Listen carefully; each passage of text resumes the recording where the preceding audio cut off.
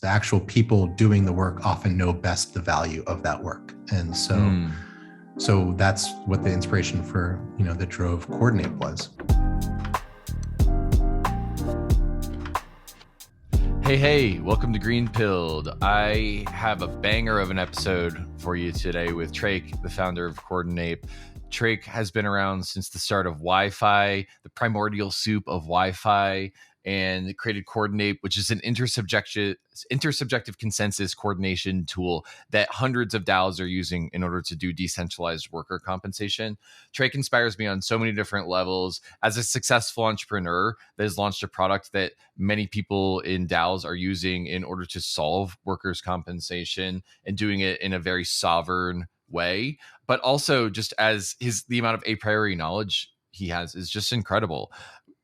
Driving insights from theoretical thinkers, from historians, from scientists, and from many other smart people in order to create a theory of fractal sovereignty. And that's what this episode is all about. It's about fractal sovereignty and the decentralized future of work. It's about moving from command and control structures to sense and respond structures, which I think are just such a key part of this new regenerative cryptoeconomic structure that we're building to fund public goods and to make a better world for people out there in the world. And I think that Trach articulates in this episode a theory of human coordination that transcends the industrial age companies and 40-hour work weeks that we've inherited from the legacy generations, and one that is truly oriented in not only the future and in tech, but in humanism, in fractal sovereignty.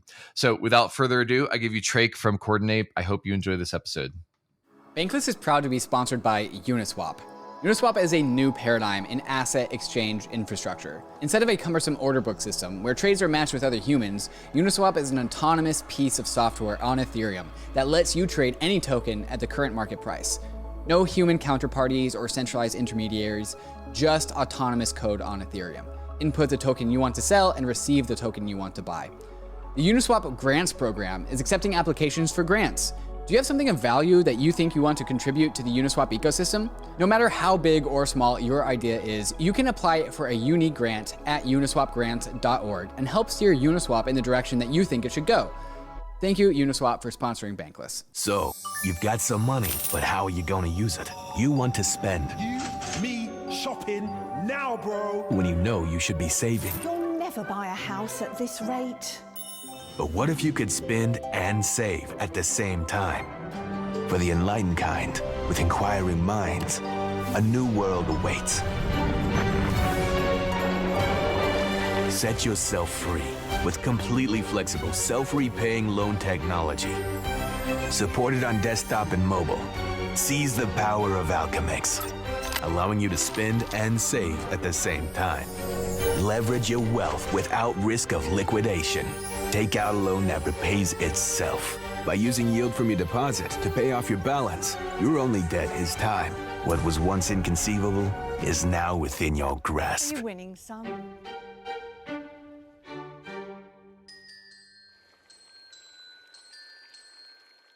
I'm here with Tracheopteryx from Yearn and Wi-Fi. What's up, Trach? What's up, man? All right, first question, how do I pronounce your handle and what is a Tracheopteryx?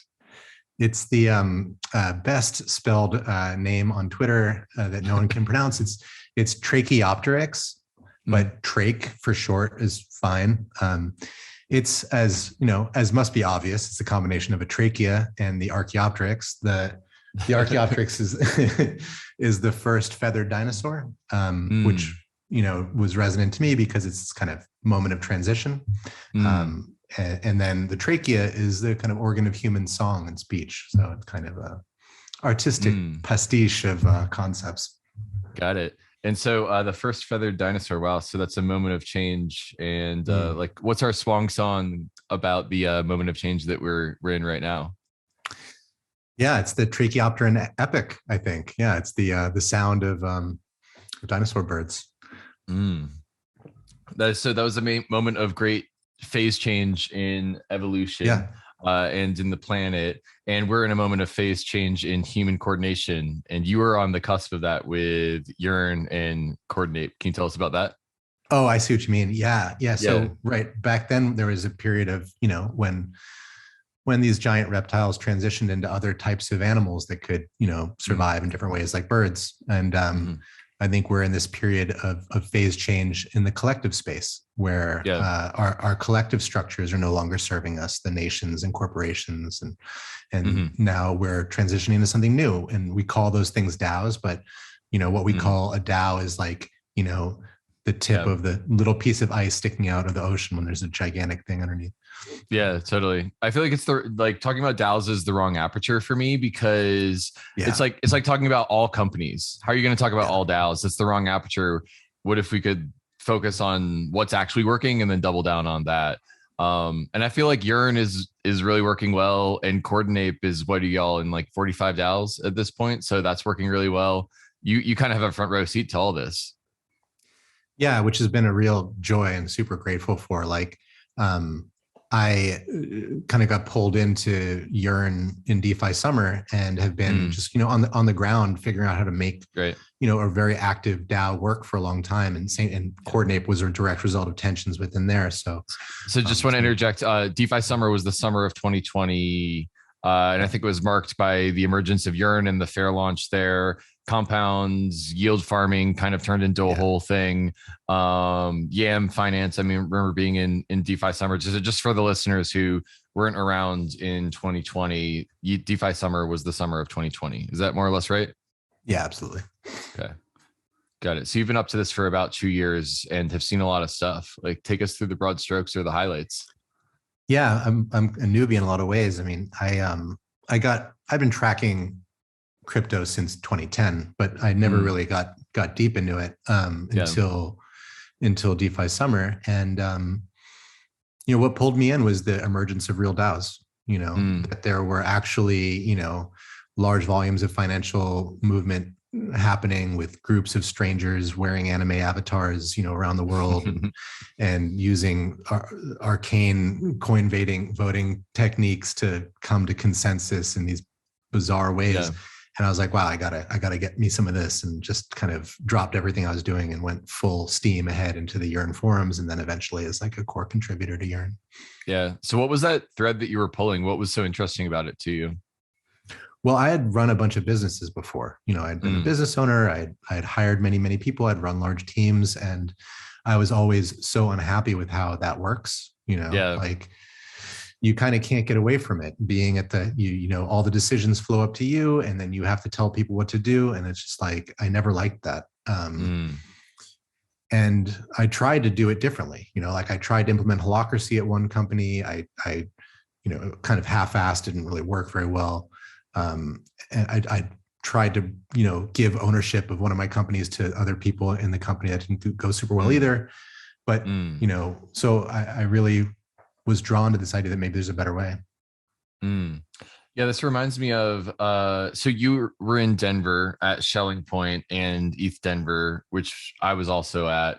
And you gave this really amazing talk about fractal, I think it was fractal sovereignty. The emerging structure of decentralized work. And one of the things, the analogies that you made that was really neat for me was that, like, your DAO is like a slime mold. So basically it's this like bottoms up emergent network of sense making nodes that all together are creating a brain. I think you said it more elegantly than me, but so if a company is a top-down robot, was the analogy you used in your talk, which like has very defined input and output paths and like a central processing unit, a DAO is more like a slime mold where there's decentralized coordination.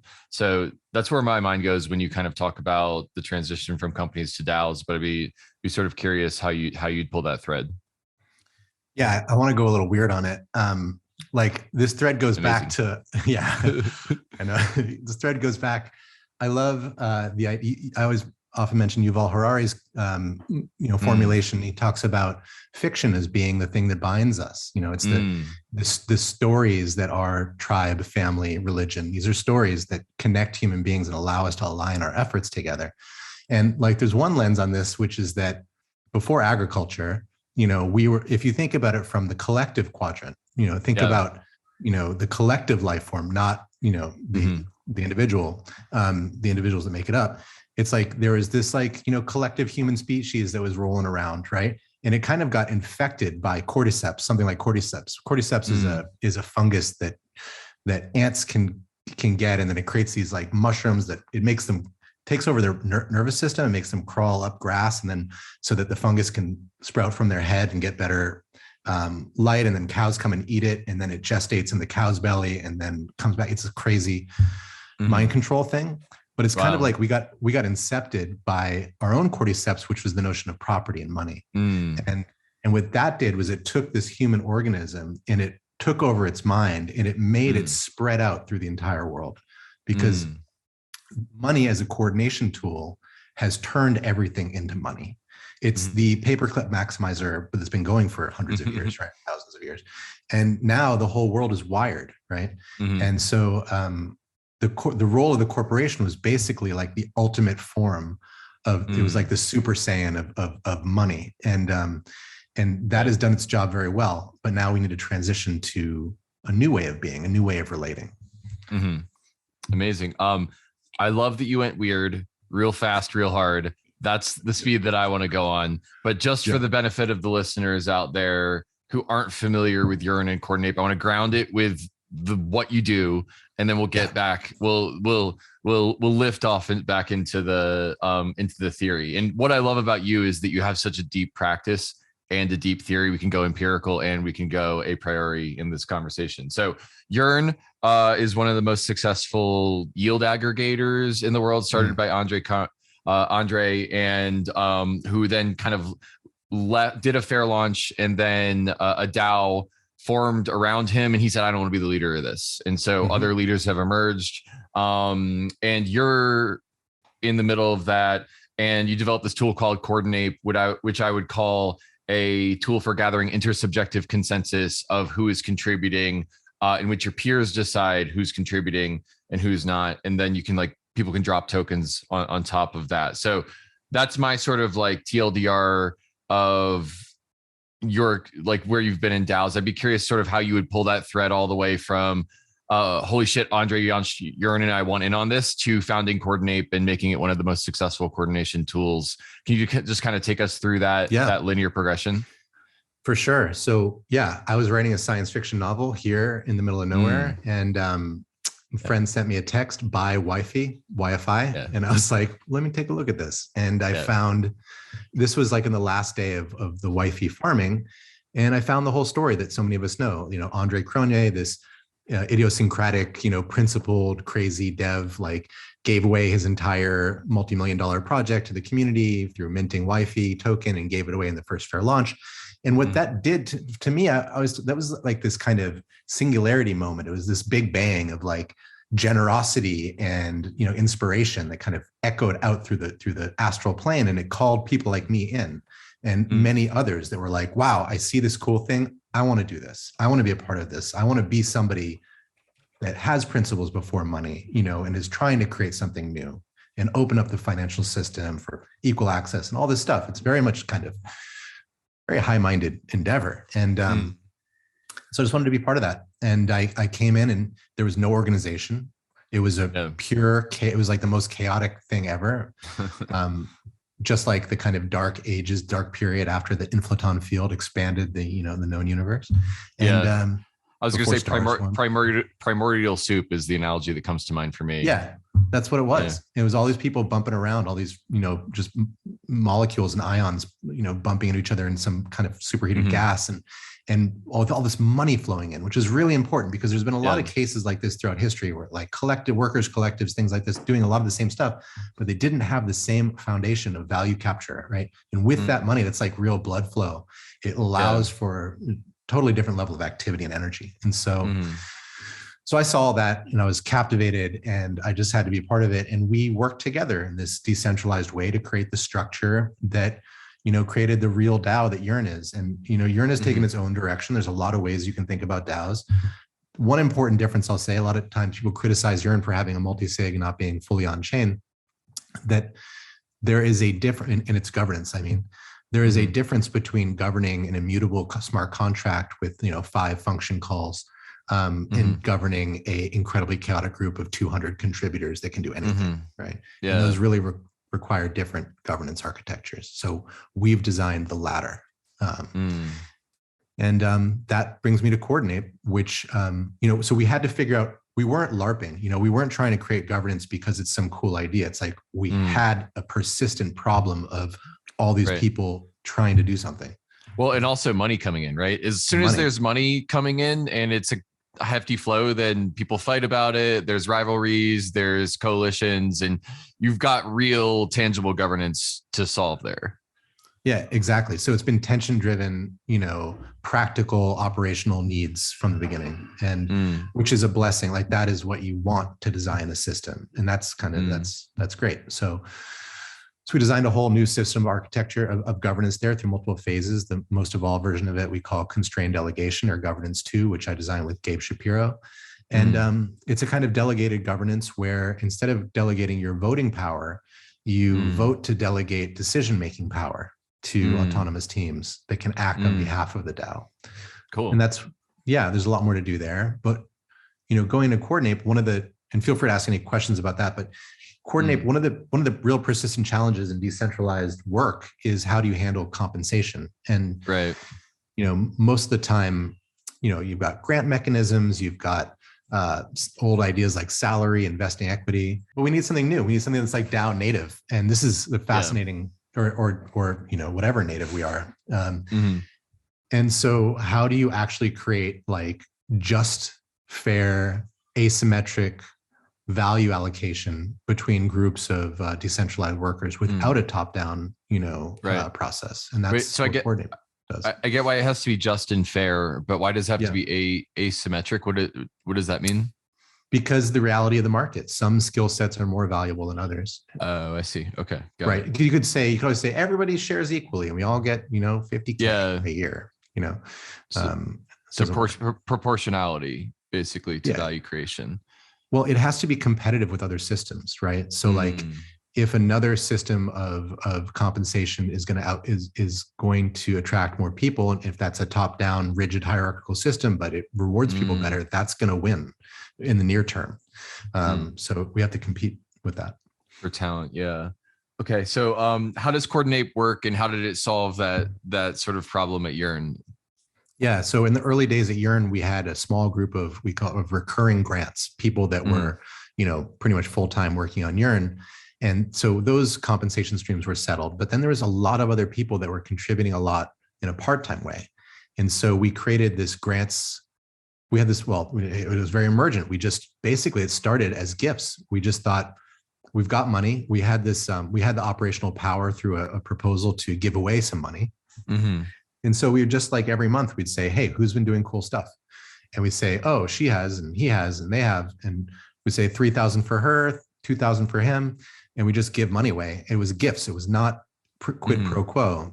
And it was great. It was really powerful. But what we found pretty quickly after a few months is that it took a lot of work, and like we didn't feel like we were particularly good at it. We weren't seeing a lot of stuff. And if you look at the theories of work and people that have looked deeply at this, generally the wisdom is at the edges of these types of networks. Like it's a lot harder to create a fair allocation from the center or the top or the bottom, but it's better to do it from the edges. The actual people doing the work often know best the value of that work. And so that's what the inspiration for, that drove Coordinape was, allowed them to make the decisions.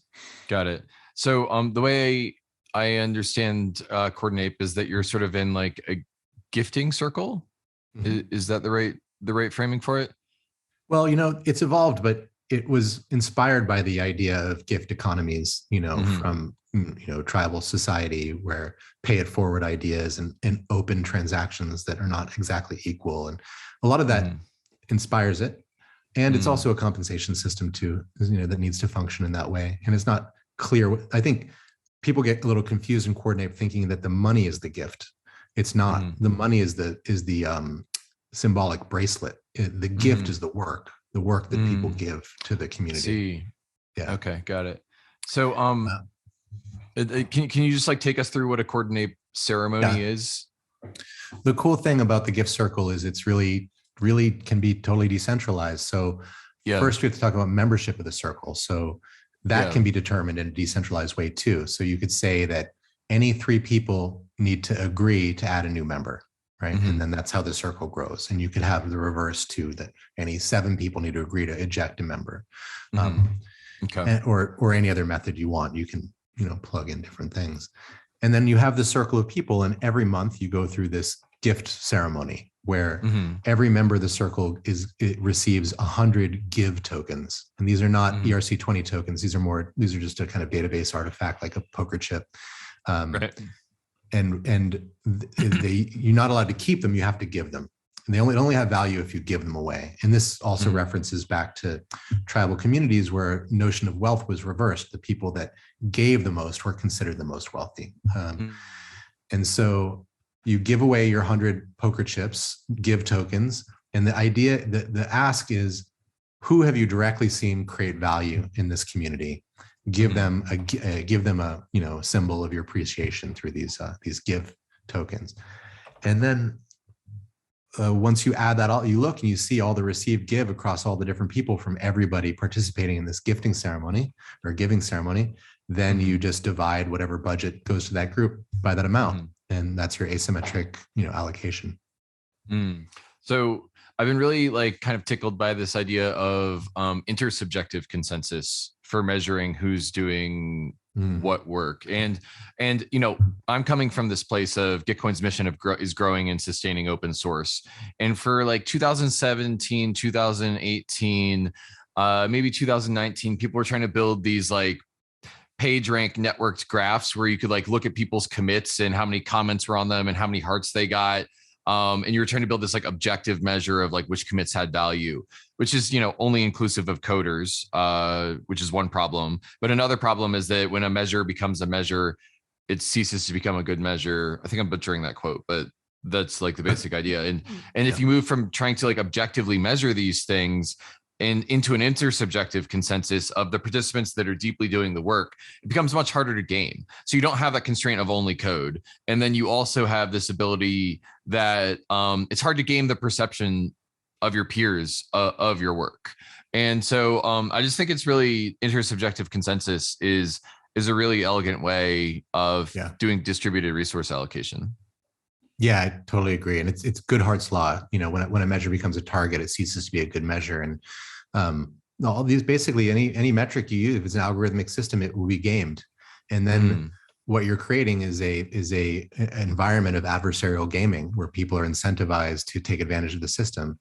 And now adversarial techniques are important because there are adversaries out there, right? There are people that are going to act like that, and you need to have something robust against that. But what we found is in trusted creative groups, that's the wrong mental model. What you want to do is incentivize more trust and incentivize more safety and support and independence and sovereignty. And so that's Coordinape comes from that perspective, which is what intersubjective consensus, basically the belief that the people in the community are good and are, not the naive belief, but the starting point that people are good and trustworthy, right? Yeah. I think it's really interesting that you sort of framed there's adversarial environments where you need to take one approach, and then there's environments where you've got more of a kind of a curated list of people that was seeded with a trusted seed, and then you can kind of do different things with those different trust environments, maybe. And what I think is cool is how replicable the Coordinape model has been. You started in Yearn, and now y'all are, when I talked to y'all of maybe 6 or 9 months ago, it was 45 different DAOs. So you found that Coordinape has this model has replicated to many other DAOs, and congrats on all of your success with that. And I just think that, I said at the start of the episode that this is amazing a priori thinker, but you have all this empirical data and experience too. And the intersection of that is where really cool insights happen and thinking evolves, because you can come up with a theory and you can have the data to validate whether or not it's a thing. So anything you want to say about the expansion from Yearn into all these other DAOs using Coordinape?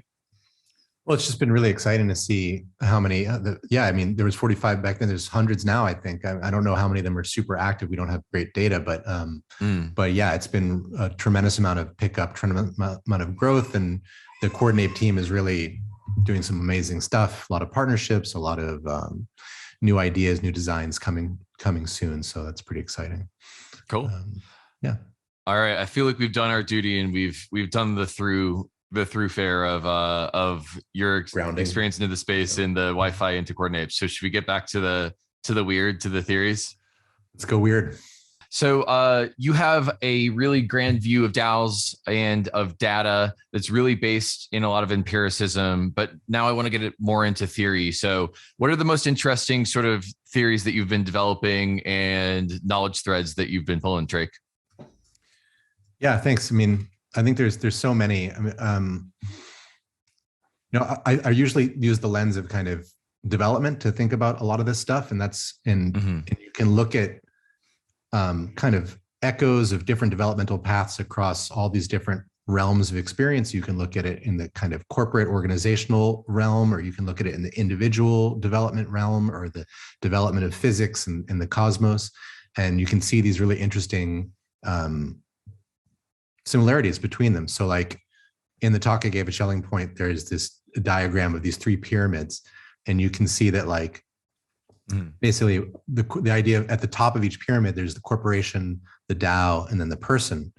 And the corporation is a kind of entity or organism that arises on top of, a foundation of nation state governance, and then jurisprudence on top of that, and notions of finance and property. And then the corporation can emerge atop. And it's like, that's a kind of shaky foundation that requires a bunch of like text documents and trusted intermediaries and, also not a fit for a networked world where like you and I are in different countries right now and we're coordinating. Yeah. Yeah. It's not, it served us well for a while, but we've kind of outgrown that skin. And so DAOs are similar to corporations, but they rest on like a much stronger foundation of like digital computation, which is, kind of global and generalizable by nature. And then blockchains, which I think of blockchains in this context, kind of like the difference between RNA and DNA. Like, RNA is able to allow for things like viruses and other small kind of biological machines, but it's pretty volatile and it doesn't store information very long. It can break down. But then DNA, is super robust and it can last for thousands of years, and it can allow for much more complicated organisms. So like the difference between like a bank's ledger and a public blockchain ledger is kind of the same. It's way more robust. And from that, you have things like DeFi and NFTs, and then on top of that, DAOs. But then if you keep pushing it into the future, it's the person, right? The corporation is a person, is this kind of funny legal thing, but in a way it's really true, because it is an individual entity in the collective frame, just as a DAO is, and just as a person is, because a person is a collection of different cells and organs as well. And you can go down in the stack. So it depends on the aperture you're kind of looking at there. Yeah. And the person has an even more robust foundation of chemistry, right? And DNA, and then blood and body, and then the person on top. So that kind of thinks about the trajectory that we're on developmentally. Got it. So DAOs are built on blockchains, which is built on digital computation. Corporations are built on finance and property law on nation states. And people are built on like blood and body and DNA and chemistry. I don't have much of a chem or bio bone in my body. So this is where it sort of loses me. But I think it's interesting to think of those apertures of being built on these foundations and kind of like standing on the shoulders of giants there, and just comparing and contrasting those structures. So where does that sort of lead you once you've kind of got that frame? Well, I think it's kind of important for human beings to kind of step back and be like, wow, this is a lot bigger than I thought. Like you can be working in a corporation or a DAO or something like that and think that you understand what's going on, you know, but it's actually part of a cosmic process of development, right? And from different frames, it's completely different. And it helps, I think, helps me to let go and let the emergent energies move through the system, which are often much wiser than my small brain is. Right. Well, how do we design emergent systems that are wiser than a centralized brain? And by the way, I'm sort of looking at your Schelling Point talk right now, and the sort of the idea that you gave us at that talk, which is the structure of an organization affects its abilities for its contributors to perceive and have autonomy. and thus an organization's capability are relative to its structure. So, I guess not all structures are the same in their ability to sense make and to compete in the world. Like, do you have Trach's magic formula for what works in the new world? I definitely don't have a magic recipe, but I think I have some ideas of some pieces, Okay. And it kind of starts with this kind of transition moment that we're in again, right? Like the cordyceps has done its job. We've spread computation in humans all over the world and money. And now we need to shift gears. We've been in this period of conquest, really, right? Of command and control, which is how corporations and nations have worked. And it's been violent and abusive, and it has done its job of spreading this organism around in this crazy way.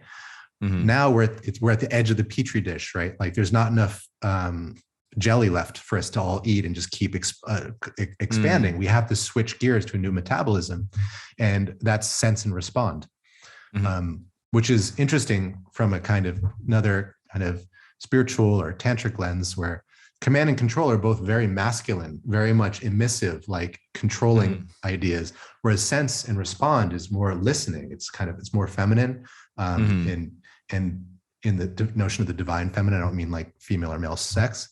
And it has more of a balance to it.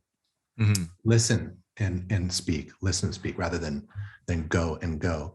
And that's the notion, Charles Eisenstein talks about this, that we're at the period of our life where we're growing up. We have to go from the idea of Mother Earth, this place that we can infinitely take from, to Lover Earth, which is a partner in a balance and dialogue, which is where we are now.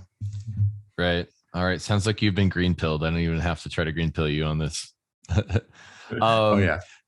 So how do we do that? Like how do we have the internet of money? We've got Mother Earth. How Lover Earth? Like how do we build a more regenerative crypto economic system? How do we evolve into this next phase and avoid the mistakes that we might be headed towards?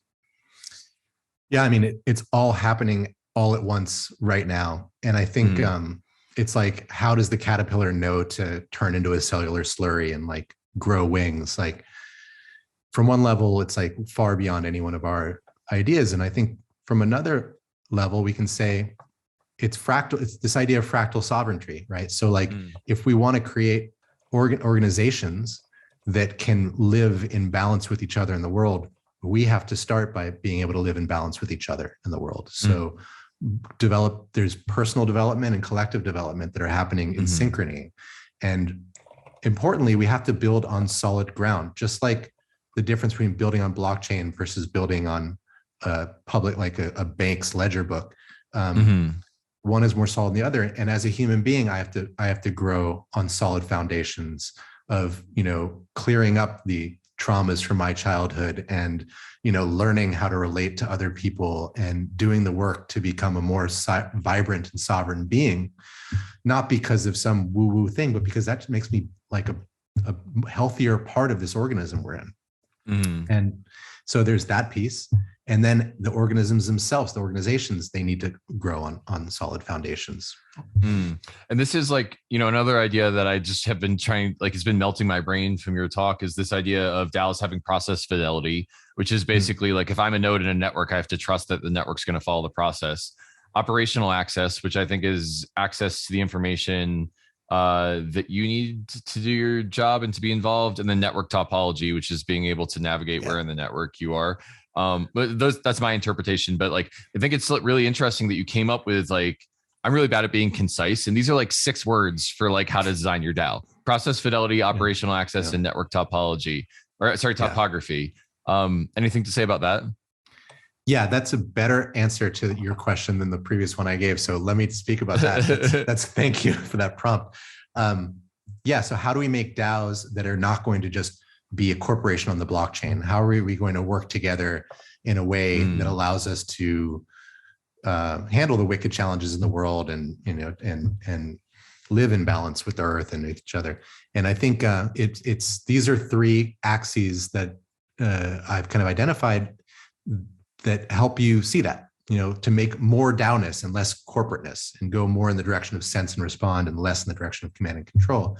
And so process fidelity is like probably the most important one, which is based on blockchain. Like, how much can you trust this system? And not just how much can I trust that my Bitcoin is going to be there tomorrow, but how much can I trust that this organization or this DAO, is going to reward me for my work, or that if I put effort into this thing, it's going to go in somewhere well, or like that this anonymous dev online is like somebody good to work with. Like, these are all big challenges. Like, but that's key.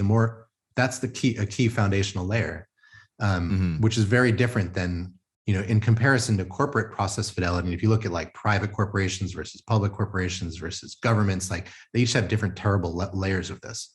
Yeah. And then the next one, operational access, like you said, it's like, how accessible is it? How legible is it? How transparent is it for a new person starting? Can a 13-year-old from Gambia come in and who's a genius, and can she, be able to weigh in on a major topic within this organization and have the best insight that then that organization can take and use and harvest to go to farther heights than it could before?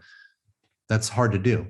And the last one's the network topography. And, I kind of think of these as like car, driver, and road. Like, the process fidelity is your car. How much can you trust the vehicle? The operational access is the driver, who's able to drive it.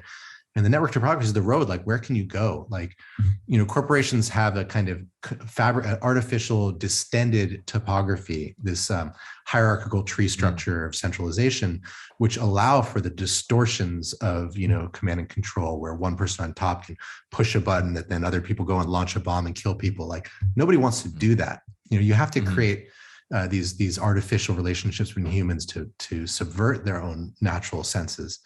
So if you have a topography which is really open, allows for one-to-many connections in all different ways, it changes the entire kind of surface tension of the creature, of the cell, and that's where we see these different shapes of creatures emerging now.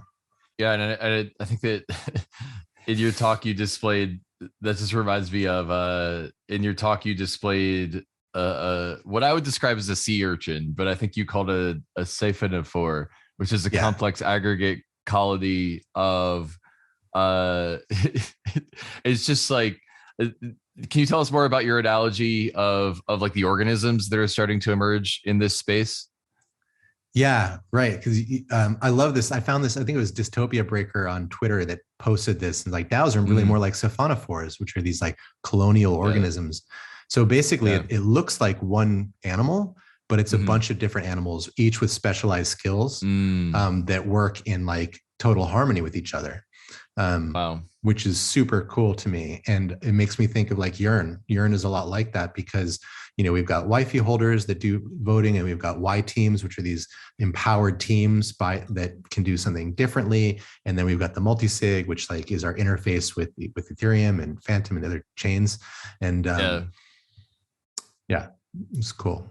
Yeah, it's interesting to think about a lot of this stuff in evolutionary terms. I kind of think of the different layers of progress in blockchain as opening up these new design spaces where it's not natural selection, because this isn't nature, but it's kind of like mimetic selection. So we went from Bitcoin to Ethereum to the design space of Ethereum, and the DAO happened, and then it imploded, and like, all everyone's scattered from there. And then you have DeFi summer, which was an explosion of all this talent coming into the space and building stuff. Then the not implosion, but kind of like backburnerness of that. And then you had NFTs, and now you have DAOs, and it just feels like this infinite garden of all these fauna sort of growing on top of each other. And so I think it's interesting to think about those apertures of the individuals becoming a collective in like one organism, but also having the sovereignty of the individual in there as well.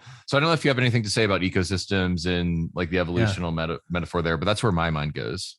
Well, I think that's the right way to think about it, because, we have to, I think there's been this idea, an old idea that, that I can figure it all out, that I can, if only I could solve, if I could have at it, I could solve this problem. And it's like, no one being can do that. Like the challenges are far beyond us. So, it takes an ecosystem. Who was it? It was Mark Weiser, who was the head of Xerox PARC, who invented ubiquitous computing, and he said that why is it that when I take a walk into the forest, it feels calm, but when I use a computing system, it's chaotic when the amount of data in the forest is orders of magnitude more than the computer.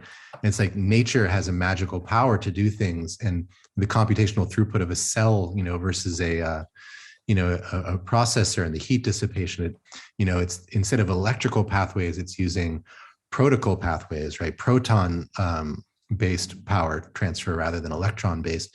And it's totally different way of looking. So we need to take from biology and allow that to help guide our decisions.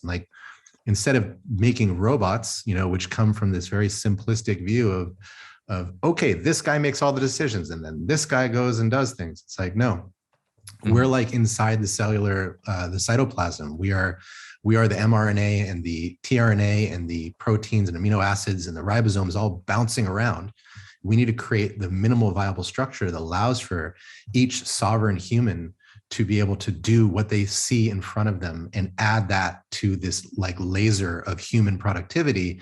The mechanisms we design are not to control people, right? They're to allow, it's the party bike, allow people to harvest their energy and contribute their energy in a way that's meaningful. Yeah. I guess where that puts me is how do we get them to harness their energy in useful ways? And of course that's an overloaded question because usefulness is in the eye of the beholder, but I just can't help but the nature metaphor comes back for me. We're in this Cambrian explosion of possibility. There's many design opportunities. You can get away right now with low-hanging fruit stuff, simple strategies, basically just simple stuff, but also adversarial stuff. So taking advantage of people, rug pulls are basically viruses in this metaphor, and derivative fork vegetable coins are cancer. It's just growth at all costs until there's no more host to consume and then it dies. So how do we speed run the evolution of all this stuff to get to the crypto equivalent of mammals or mycelial networks or dolphins? And of course, evolution isn't omnidirectional. So we're not just going towards one apex, but and also evolution doesn't stop. Things will evolve past humans from here, but how do we get to the advanced strategies that are symbiotic and fair and create a world that we want to live in? Do you have any sort of thoughts on that? Yeah, it's a big question. And it's a lot of things come to mind, and the first thing that comes to mind is that there's all different types of people on this planet, right? There are people that think the best thing to do is go and kill somebody else. There are people that want to give all of their stuff away to help others. There's everything, and there's children too. There's every different level of development all happening all at the same time. And it's if you want to have a good time at this party with your kid, you got to have some weird thing for the kid to play with too, that's useful for them. And so that you can do something also. And so we need to design systems not from an ideological perspective of this is the best way to do it, everybody needs to do it, but kind of coming from the open perspective that everybody actually does have something useful to contribute. And actually there's a frame where you can think every action is actually valuable, no matter how crazy it is.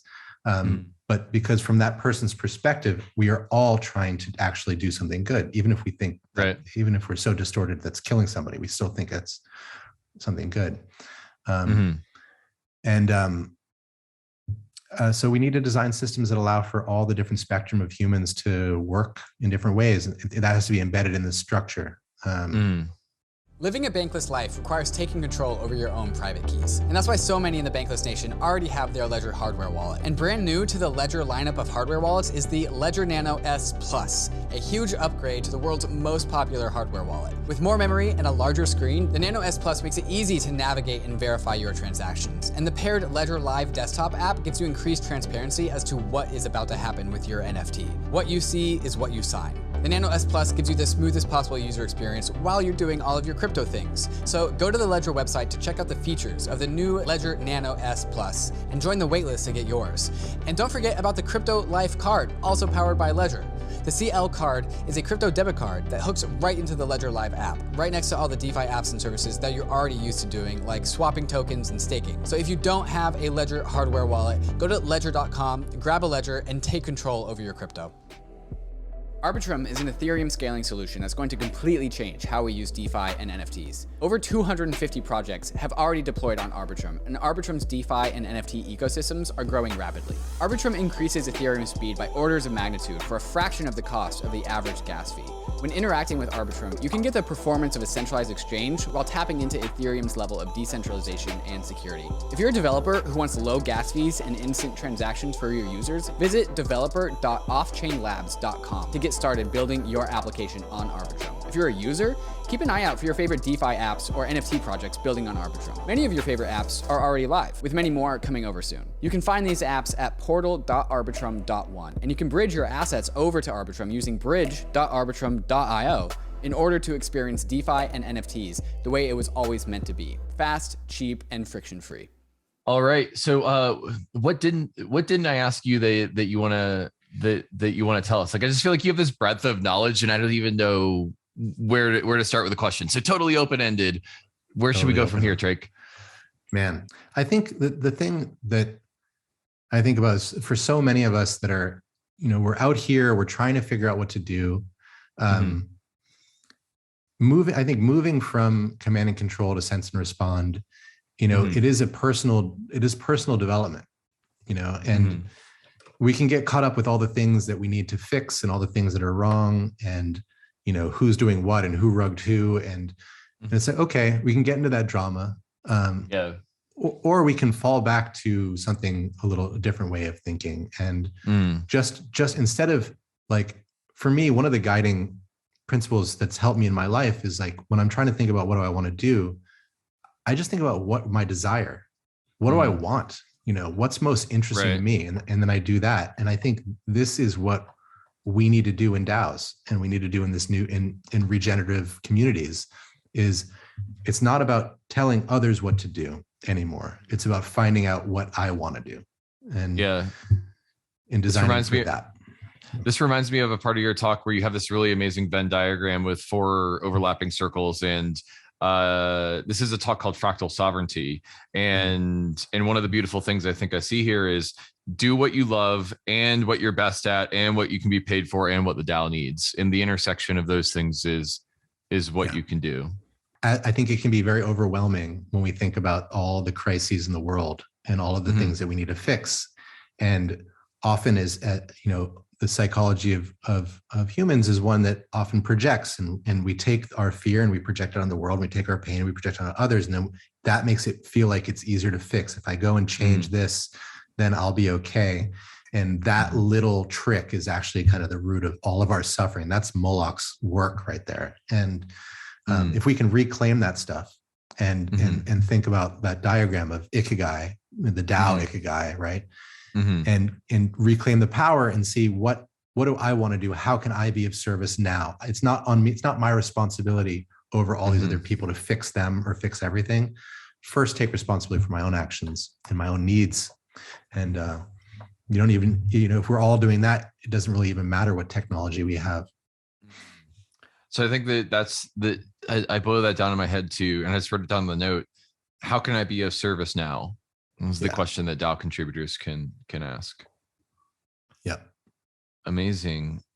And that requires so many things. That requires sense and respond. That requires sensing what the DAO needs, and looking at yourself and what you love, what you're best at it, and asking that question of what can I be paid for?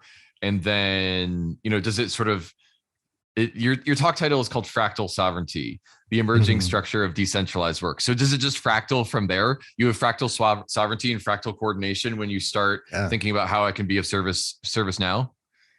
I think so. I mean, it goes all the way down. Like, there's this notion of cellular psychology that, that we have this feeling of like, oh, I don't feel good, something's wrong. But actually that's like, it's not even at the level of the human. It's actually an emergent property of all these different cells having different feelings. And then we're feeling their feelings. And then it goes up to the DAO too. Like, if all the different contributors in the DAO, or one way, this is the idea of fractal sovereignty. Like, for the DAO to be most effective and most efficient mind, all of its constituent parts need to also be that way. and sovereignty is the lens I use to look at it. And this word is actually kind of triggering in some ways because it can mean a king, in which has dominion. But just like in all things, there's developmental lenses. So like as a child, maybe sovereignty is having control of your limbs, and then you can think of it as being like a king. But then at a higher level, it's really having responsibility for my own actions, needs, feelings, an impact in the world without outsourcing that to other people or projecting it onto other people. And a DAO full of that type of fractal sovereignty, both healthy bodies, and minds. That's the thing I want to be a part of. So what does a world in which Coordinape is maximally successful look like? Coordinape, or maybe your ideas, which Coordinape is a manifestation of just like the tip of the iceberg of. Oh man, I mean, it transcends all of the horrible history of labor in this world, right?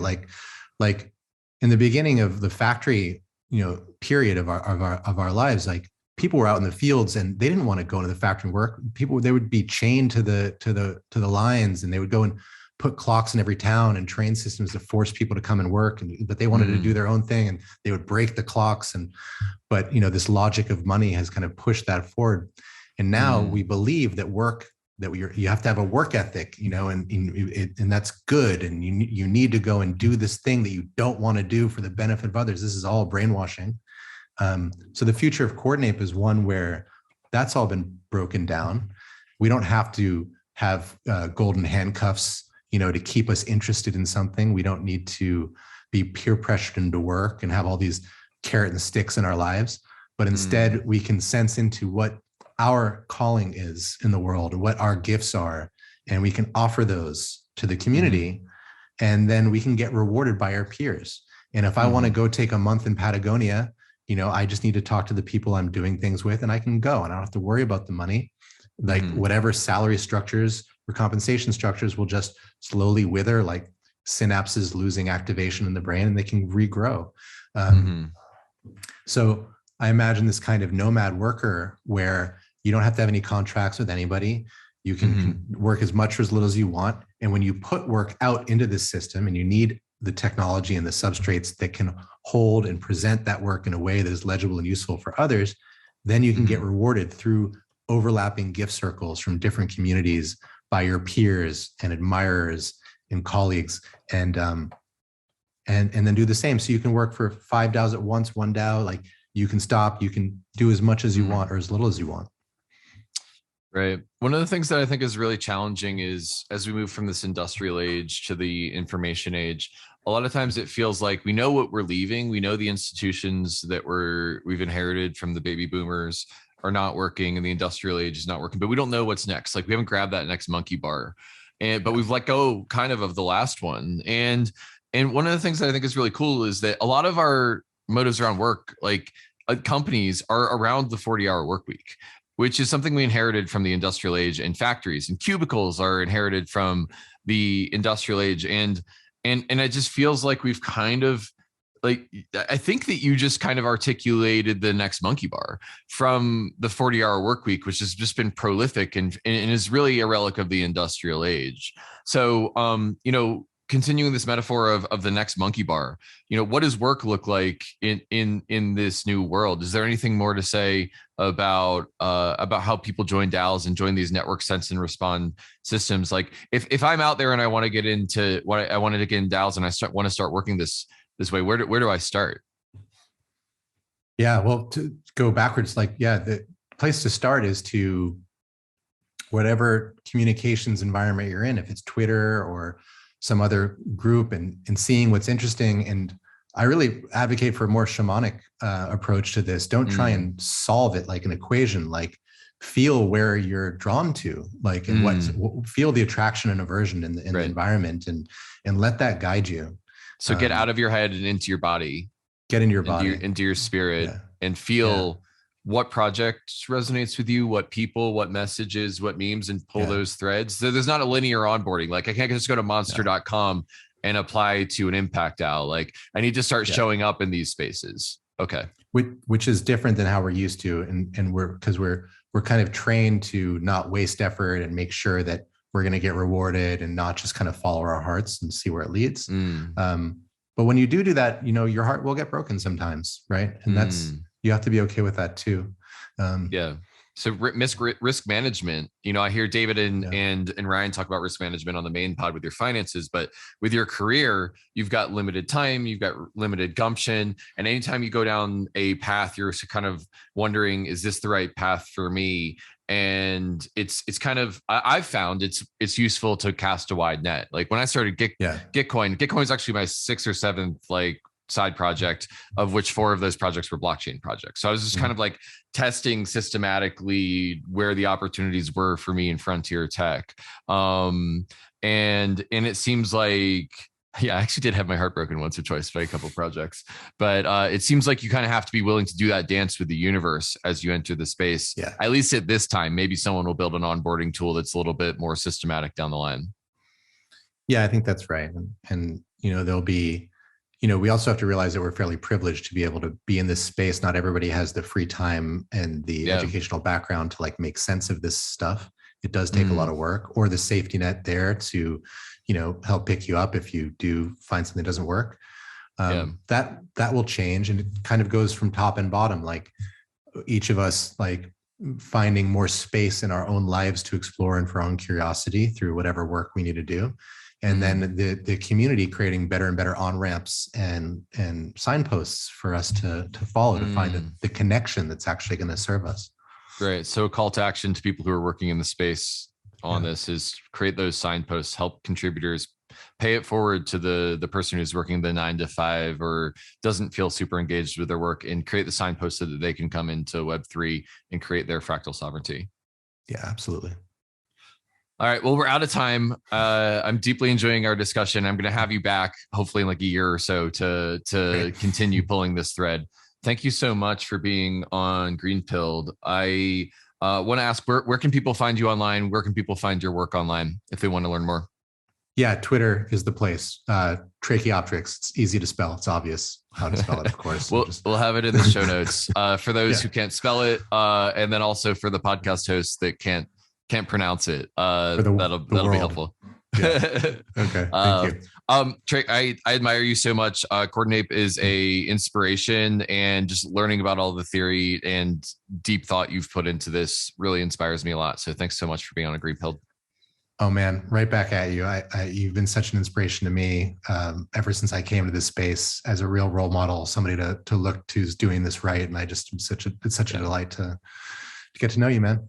That's nice to hear. Yeah, it's fun to compare and contrast what I know about Gitcoin with what you know about Yearn. I want to get to that point where we're not centralized. That's my big thing right now. So studying people who are actually doing it from the start is cool. But again, thank you for being on the show. Thank you so much. Thanks for having me.